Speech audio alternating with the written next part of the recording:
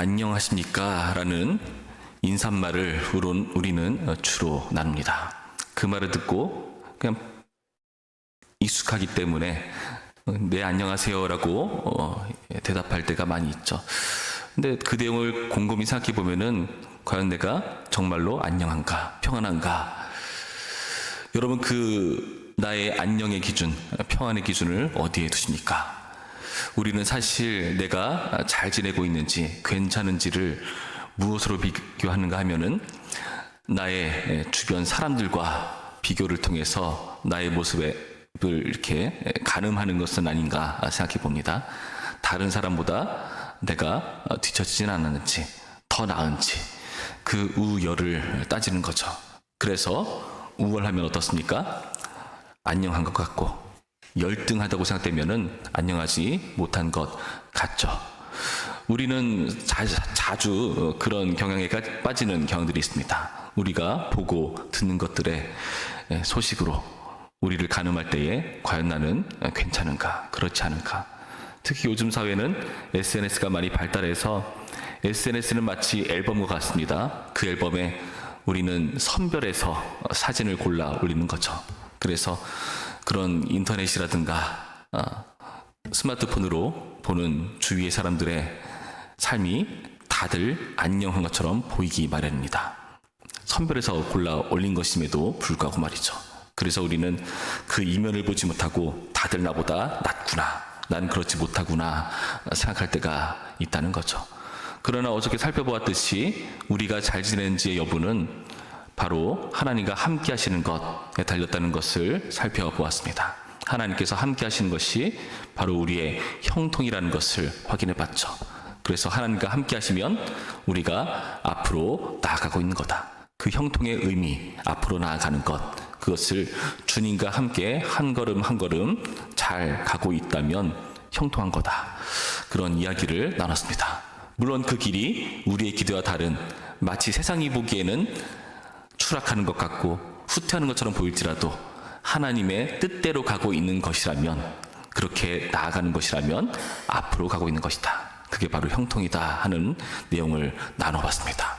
그렇다면은 가장 그 형통을 어떤 식으로 살펴볼 수가 있을까요? 오늘 우리가 보는 본문 요셉의 삶을 통해서 확인할 수가 있는 것입니다.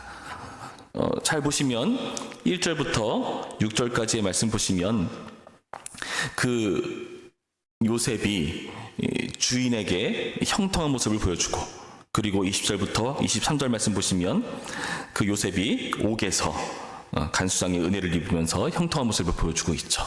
그러니까 형통이라는 두 이야기가 앞과 뒤를 감싸고 있습니다. 그럼 그 사이의 내용이 어떤 내용일까요? 당연히 그 형통한 자의 삶이 어떠한지를 보여주는 내용 아니겠습니까? 마치 햄버거의 패티처럼 말이죠. 여러분, 그 내용을 자세히 보시면 어떤 식으로 소개되어 있습니까? 우리가 너무나 잘 아는 내용이죠. 요셉이 보디발의 아내, 주인의 아내에게 유혹을 받습니다. 그리고 모함을 받죠. 그래서 옥에 갇히는 내용이라는 것을 우리는 너무나 잘 익히 들어서 알고 있습니다. 그런데 이 내용을 자세히 보시면은 형통한 자의 삶이 어떠한지를 확인해 볼 수 있습니다. 이 내용을 자세히 보시면 두 사람의 손이 나옵니다. 손이라는 것은 우리의 삶을 대변해주는 어떠한 상징과도 같습니다. 요셉의 손은 어떻습니까? 요셉의 손은 그 주인의 것을 맡아서 잘 관리하고 실행하는 그런 손이었습니다. 그런데 여인의 손은 어떤가? 여러분, 여인의 손을 한번 볼까요? 여인의 손을 보여주는 내용이죠. 12절 말씀. 그 여인이 그의 옷을 잡고 이르되 나와 동침하자. 그러나 요셉이 자기 옷을 그 여인의 손에 버려두고 밖으로 나가매. 그 여인이 요셉이 그의 옷을 자기 손에 버려두고 도망하여 나감을 보고, 그래서 자기 손에 들어온 그 요셉의 옷을 어디에 활용합니까? 요셉을 모함하고 요셉을 곤란하게 만드는 일에 사용하고 있습니다. 여러분, 여인은요, 모함하는 손입니다. 그 손이 이루어낸 일들 자세히 보시면 대립을 조장하고 있습니다. 16절 말씀 보시면 그의 옷을 곁에 두고 자기 주인이 집으로 돌아오기를 기다려 이 말로 그에게 말하여 이르되 당신이 우리에게 데려온 히브리 종이 나를 희롱하려고 내게로 들어왔으므로. 여러분, 이 아내 되는 사람은, 그 여인 되는 사람은 뭐라고 말합니까? 우리라고 표현합니다. 우리. 그리고 요셉을 지금까지 불려왔었던 그러한 가정 총무 역할이 아니라 히브리 종이라고 말하고 있죠. 그러니까 완전히 대립각을 세우는 겁니다. 그자는 우리와 다른 존재다. 우리는 똘똘 뭉쳐야 된다. 이 위기를 극복해야 된다. 그렇게 편을 가르고 상대를 얕잡아보고 무너뜨리는 모습입니다. 여러분, 이 태도는요, 자기 주인뿐만 아니라 집사람들에게도 동일하게 나타납니다. 14절 볼까요? 14절 보시면 그 여인의 집사람들을 불러서 그들에게 이르되 보라, 주인이 히브리 사람을 우리에게 데려다가 우리를 희롱하게 하는도다. 아니, 희롱당한 건 본인인데 우리라는 표현을 해요. 그 더 절묘한 것은 히브리 종이 아니라 히브리 사람. 여기선 종을 왜 뺐을까요? 집 사람들이니까, 종들이 되니까 그 말을 쏙 뺀 겁니다. 그러면서 우리라는 편을 묶어버리는 그런 모습들을 보여주고 있습니다. 여러분, 이것이 바로 여인의 손입니다. 우리가 세상에서 확인하는 세상의 손입니다.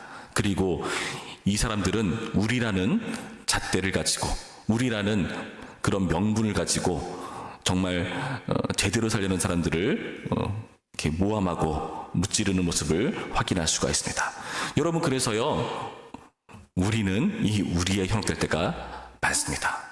어떻죠?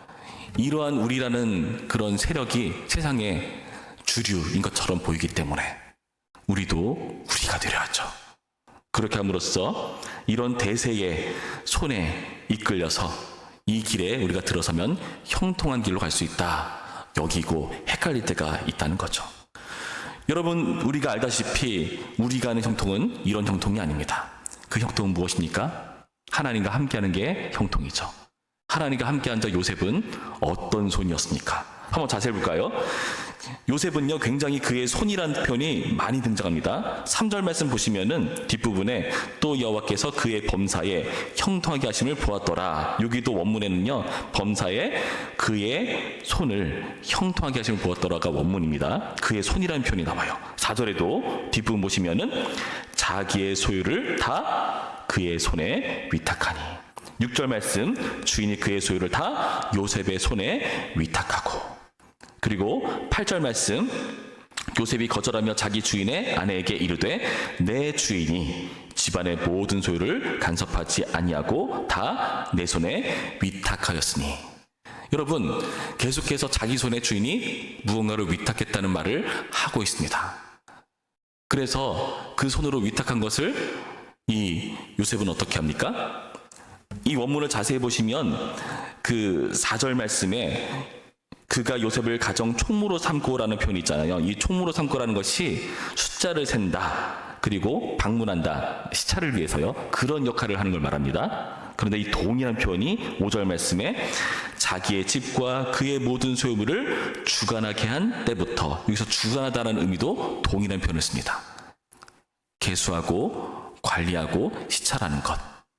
그리고 주관이라는 말은 주인처럼 관리한다는 뜻이잖아요.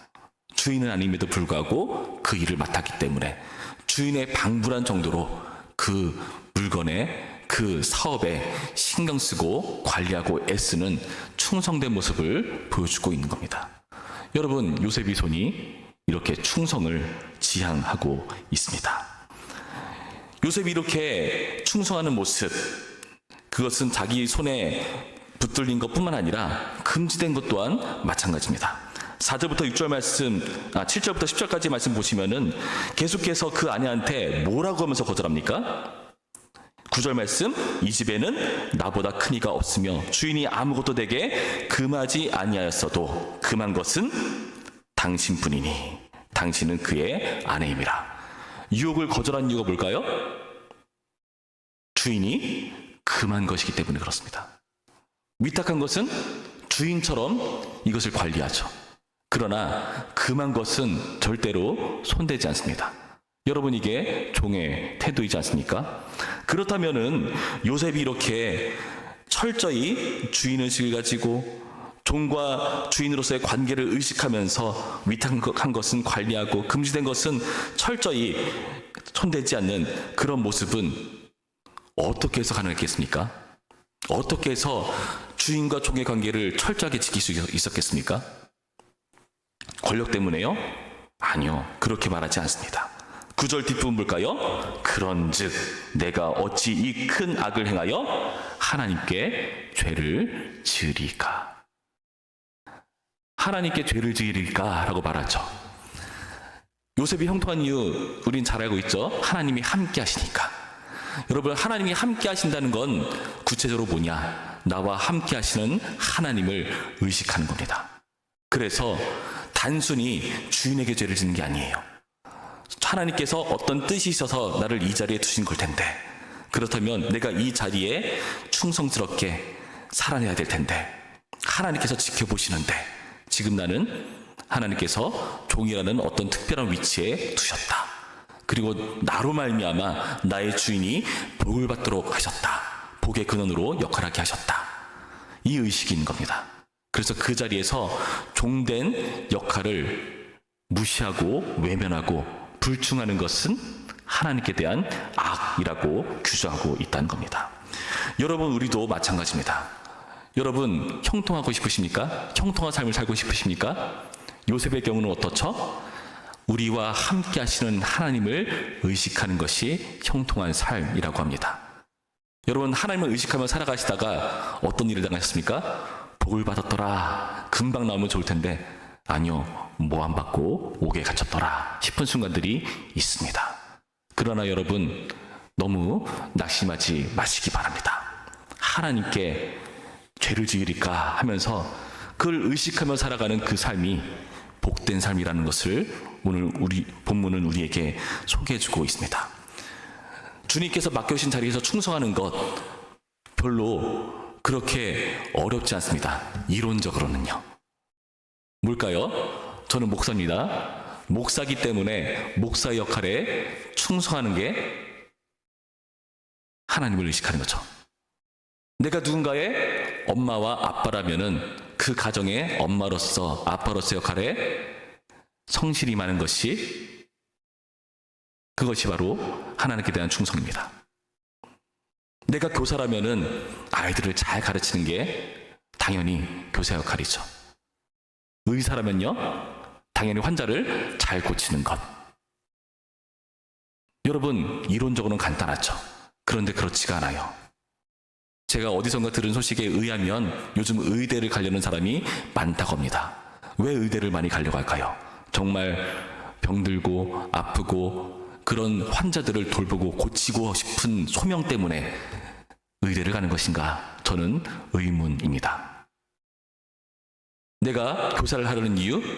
정말 학생을 돕고 섬기기 위해서 그런 의도로, 그런 소명으로 가는 사람이 얼마나 될지 저는 의문입니다. 여러분, 그 있는 자리에서 하나님께서 나에게 왜 이 자리에 나를 두셨는지, 그리고 지금 이 자리, 마치 요셉과 같이 종처럼 때로는 죄수처럼 곤란한 지경에 처인 것 같은데 왜 이 자리에 두셨는지 그냥 허비해버리지 마시고 그 자리에서 그 의미를 곱씹으며 하나님을 의식하며 사는 것이 형통한 자의 마땅한 충성이라는 것을 여러분 명심하셔야 됩니다. 그렇게 살아갈 때 우리의 손은요, 형통한 자의 손입니다. 여러분, 우리의 손이 형통한 게 왜 중요한가? 형통한 자의 손인 게 왜 중요한가? 이사야서 1장 15절 말씀에 이렇게 되어 있습니다. 이사야서 1장 15절 말씀 제가 읽어드립니다. 너희가 손을 펼 때에 내가 내 눈을 너희에게서 가리고 너희가 많이 기도할지라도 내가 듣지 아니하리니 이는 너희의 손에 피가 가득함이라. 여러분, 이 당시 이스라엘 사람들은, 유대 사람들은 기도할 때 손을 들고 기도하거든요. 하나님께서 그 손을 보시는 거예요. 근데 안 듣겠대요. 기도를 들어주지 않으시겠대요. 그 이유가 뭐라고요? 손에 피가 묻어 있습니다. 실제로 피가 묻었단 말입니까? 그렇지가 않죠. 이들은 상대를 해하고 괴롭히고 곤란한 지역에 빠뜨리는 여인의 손을 가진 자들이기 때문에 그렇습니다. 하나님께서 원하시는 것은 그것이 아닙니다. 하나님을 의식한다는 것은 형통한 자의 손이라는 것은 우리가 끝까지 하나님을 의식하며 살아가는 충성이라는 것을 기억해야 됩니다. 하나님께 대한 충성으로 형통한 삶은 이어지는 것입니다. 세상이 보기에 그렇지 않아 보여도, 여인의 손이 대수처럼 보여도 성경은 그렇지 않다고 말해주고 있습니다. 우리가 이 충성스러운 역할을 외면한다면 우리는 하나님의 형상으로서의 본물을 망각한 것입니다. 요셉은요, 주관하는 자였어요. 주인처럼 관리하는 자였습니다. 우리도요, 하나님처럼 에덴을 관리하는 자였어야 합니다. 그러나 그렇지 않아서 그 본분을 망각해서 에덴 동산에서 추방당했습니다. 예수님께서 우리를 대신해서 죽으시고 부활하시고 성께서 우리 안에 오셔서 기회를 주셨죠. 어떤 기회요? 우리 안에 계신 성령님을 쫓아 그 하나님을 의식하며 살아가라. 그래서 형통한 자의 손을 관리하라. 손을 씻어라. 그리고 하나님께 충성된 존재로 살아가기를 원하시는 뜻에서 우리를 이 자리로 인도하신 것입니다. 오늘 이 말씀을 잘 명심하시면서 부디 우리의 손이 형통한 자의 손으로 되는 그런 충성스러운 우리 모두가 되기를 주님의 이름으로 축원합니다. 기도하겠습니다. 참 좋으신 하나님 감사합니다. 오늘의 말씀을 통해서 형통한 자의 손을 생각해 봅니다. 하나님을 의식하는 자의 손을 생각해 봅니다.